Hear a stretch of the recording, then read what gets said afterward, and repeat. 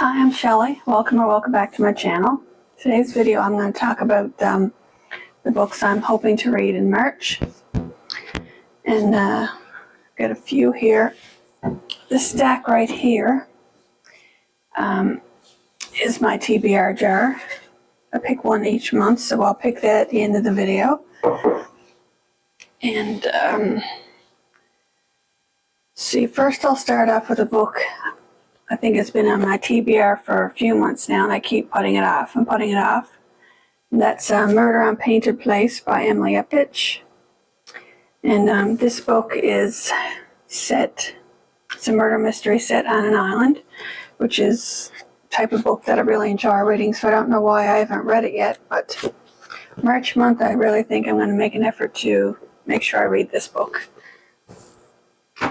And the next one is by David A. Robertson. He's an Indigenous author, and it's called All the Little Monsters, How I Learned to Live with Anxiety. I picked this one up not long ago. This is a nonfiction. This one, award-winning author David A. Robertson explores the struggles and small victories of living with chronic anxiety and depression, and shares his hard-earned wisdom in the hope of making other people's mental health journeys a little less lonely. I thought that was very interesting, so I'm hoping to read this one in March month as well. And the next one is the third book in the Emily Wilde series by Heather Fawcett, and it's Emily Wilde's Compendium of Lost Tales. And that's a pre-order. I just recently got it. Just recently came out earlier in February. And I really like this cover. It's like it's like a library binding, I think it's called. And it's like there's no dust jacket. It's just that the imprint of the cover is actually on the cover. And this is the third book in the series. I read the second book in February. And this is just a continuation of the story. Emily Wilde is a professor, a dryadologist. She documents species of folk in her Encyclopedia of Fairies. So this is like this is fantasy. I call it cozy fantasy. So I'm hoping to get to this one in March month as well. The next one is The Glass Hotel by Emily St. John Mandel. This will be a reread for me. I just finished rereading Station 11 earlier this week. And I'm going to be reading this one.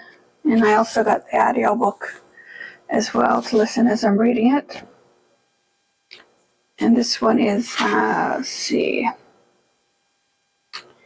an exhilarating novel set at the glittering intersection of two seemingly disparate events: a massive Ponzi scheme collapse and the mysterious disappearance of a woman from a ship at sea. So I guess it sort of story shows how these two events connect. Vincent is a bartender at the Hotel Cayette, 5-star hotel on the northernmost tip of Vancouver Island. On the night she meets Jonathan Alcaides, a hooded figure scrawls a message on the lobby's glass wall: "Why don't you swallow broken glass?" Leon Provant, a shipping executive for Neptune Avramedes, reads the words and orders a drink to calm down. Alcaides, the owner of the hotel and a wealthy investment manager, arrives too late to read the threat, never knowing it was intended for him. He leaves Vincent a $100 tip along with his business card, and a year later they are living together as husband and wife. High above Manhattan, a greater crime is committed. Alcaides is running an international Ponzi scheme, moving imaginary sums of money through clients' accounts. He holds the life savings of an artist named Olivia Collins, the fortunes of a Saudi prince and his extended family, and countless retirement funds, including Leon Provant's. The collapse of the financial empire is as swift as it is devastating, obliterating fortunes and lives. Vincent walks away into the night until years later she steps aboard a Neptune Avramedes vessel, the Neptune Cumberland, and disappears from the ship between ports of call. In a mesmerizing story of catastrophe and survival, Emily St. John Mandel weaves together the lives of her characters on a ship at sea, among the towers of Manhattan and in the wilderness of remote British Columbia. Rife with unexpected beauty, the Glass Hotel paints a breathtaking picture of greed and guilt, love and delusion, unintended consequences, and the ghosts of our past. So I really enjoyed this one the first time I read it a few years ago when it came out. And it's different scenarios, different people, and it shows how they're all connected in some way, as it was in Station 11. So I'm looking forward to rereading that one. The next couple of books, the Buzzword Reading Challenge for March. The cover challenge is books, so any book with a book or a book stack or books on the cover. And I picked one of the shorter books because I do have some longer books to read. And More Days at the Morisaki Bookshop by Satoshi Yagisawa. It's this one here. That one has a lot of books on the cover. And it's a very short book, so I thought this would be a great one to choose. And this one is translated from Japanese by Eric Ozawa. And it's just set, this is second book, and it's set again in the beloved Japanese bookshop in a nearby coffee shop in the Jimboko neighborhood of Tokyo.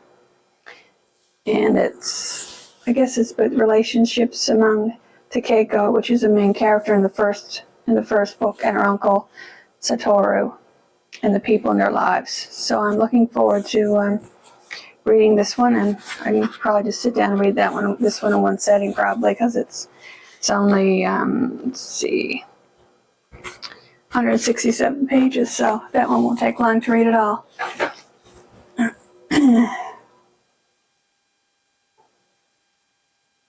And the other Buzzword Reading Challenge for March is a book with a thing on the cover, the word thing. It could be in a word or just thing. It could be something, anything like that. One of my choices I have are A Sea of Unspoken Things by Adrienne Young. This one I was planning on reading in February, but I didn't get around to it. And this one is about twins, James and Johnny.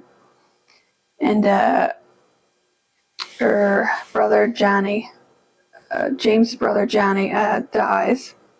So she has to go back to the town where they grew up, and seems like there's a mystery involved because she finds out what was happening in Johnny's life and meets up with someone who was in her past that I don't think she really wanted to ever see again. So this one seems interesting, so I might read this one in March for the Buzzword Challenge. And another one I forgot I had on my shelf. This one I bought in a thrift store. It's not in very good condition, but this one is Something in the Water by Catherine Steadman. And this one, let's see, this is an electrifying psychological thriller. So in this thriller, a shocking discovery on their honeymoon in paradise shatters the lives of a young couple. Aaron is a documentary filmmaker on the brink of a professional breakthrough. Mark, a handsome investment banker with big plans. Passionately in love, they embark on a dream honeymoon to the tropical island of Bora Bora, where they enjoy the sun, the sand, and each other. Then, while scuba diving in the crystal blue sea, they find something in the water. Suddenly, the newlyweds must make a dangerous choice to speak out or to protect their secret. After all, if no one knows, who would be hurt? Their decision will trigger a devastating chain of events. So this one seems very interesting. So I might end up reading this one for the Buzzword challenge, or I could end up reading both. It all depends on how my reading goes, because with my TBR jar, this is 12 books that I've had for at least 5 years. And of course, the first month I picked Moby Dick, and I did read that one. I finished it partway through February. And of course, for February, I picked Alias Grace by Margaret Atwood. This is historical fiction, and it's fictionalized her Margaret Atwood's account, or a review of the story of Grace Marks, who was convicted for her involvement in murder of her employer. So I only got like a few pages in this month, so I'm going to carry this one on, of course, into March month, and I will read this one over March month. So of course the other books I have couldn't get put on the side because of that one. So these are the 10 books. Oh, the table's going to tip. These are the 10 books that I have left right here. And I'll choose one from the jar to decide what book I'll be reading in March. I'm hoping it's one of the shorter ones this time, because the first two were two of the longer books. So let's just grab this one, see what happens. No. Oh, I don't know about this one.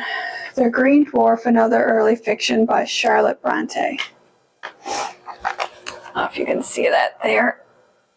Hopefully you can. I don't know. So that will be my March read. Let's see. And that's this one here. I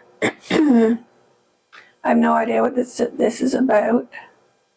I just picked it up at a thrift store, I think it was. Let's see. I'll just read the back there. Inspired by a box of wooden toy soldiers given as a present to her elder brother, Branwell, in 1826, Charlotte Bronte created, together with her siblings, a series of tales set in the imaginary realm of Glasstown. In The Green Dwarf, against the backdrop of war, the arrogant aristocrat Colonel Percy and the enigmatic Mr. Leslie are vying for the affections of the beautiful Lady Emily. Soon, with the rivals both on the front line and with the scheming Percy hatching a plot that involves the mysterious Green Dwarf, Leslie finds himself facing danger on all sides. Full of tragedy and passion, love and rivalry, the 5 sweeping tales contained in this volume display the precocious talent, lively imagination, and flair for storytelling of the young Charlotte Bronte. So that's March's pick from the jar. And